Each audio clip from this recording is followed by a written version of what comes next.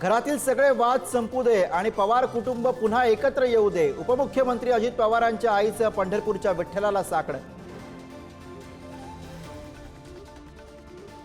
दोन्ही पवार एकत्र आल्यास भाजपकडनं नाही. महसूल मंत्री चंद्रशेखर बावनकुळेंचं विधान. तर शरद पवार आम्हाला पितृतुल्य. प्रफुल्ल पटेल आणि अमोल मिटकरी यांची प्रतिक्रिया. रत्नागिरीमध्ये ठाकरेंच्या शिवसेनेला मोठा धक्का. माजी आमदार राजन साळवी 12 जानेवारीला भाजपमध्ये प्रवेश करणार असल्याची माहिती.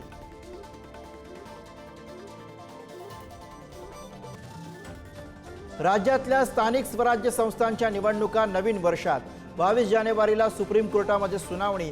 29 महापालिका, 257 नगरपालिका, 26 जिल्हा परिषदा आणि 289 पंचायत समिती निवडणुकांचा मार्ग मोकळा होण्याची शक्यता.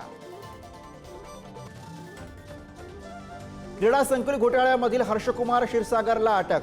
22 कोटी घोटाळ्याप्रकरणी हर्षकुमार प्रमुख आरोपी. आर्थिक गुन्हे शाखेची कारवाई. मंत्री गुलाबराव पाटलांच्या पाळधी गावात 2 गटांमध्ये राडा. समाजकंटकांकडनं काही दुकानांची जाळपोळ आणि तोडफोड. राड्यानंतर गावामध्ये तणावपूर्ण शांतता. उद्या सकाळपर्यंत गावात संचारबंदी. केंद्रीय मंत्री शिवराज सिंग चौहान 3 तारखेला नाशिक दौऱ्यावर. कांद्याच्या निर्यात शुल्कासंदर्भात कृषी मंत्री माणिकराव कोकाटेंसोबत बैठक होण्याची शक्यता. शेतकऱ्यांना दिलासा मिळणार का याकडे लक्ष.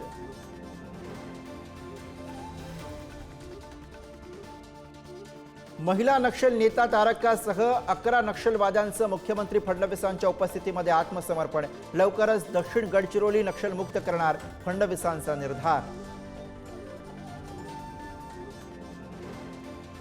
निर्भीड निपक्ष दैनिक पुढारीचा आज 86वा वर्धापन दिन.